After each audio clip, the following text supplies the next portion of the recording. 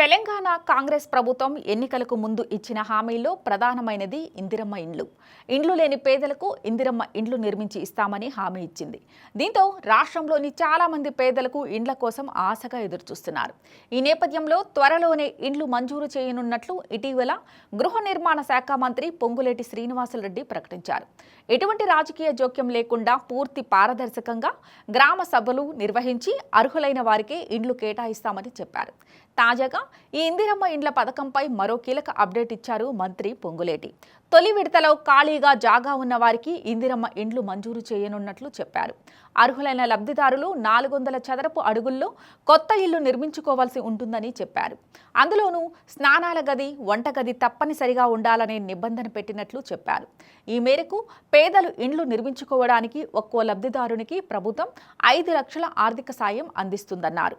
మొత్తం 4 విడతల్లో ఈ సొమ్ములు లబ్ధిదారులకు అందించనున్నట్లు చెప్పారు. పునాది నిర్మాణం పూర్తి కాగానే 1 లక్ష, లెంటల్ లెవెల్కు చేరగానే మరో 1.25 లక్షలు, స్లాబ్ వేశాక 1.75 లక్షలు, గృహప్రవేశం సమయంలో మిగిలిన 1 లక్ష ప్రభుత్వం లబ్ధిదారుల ఖాతాల్లో జమ చేస్తుందన్నారు.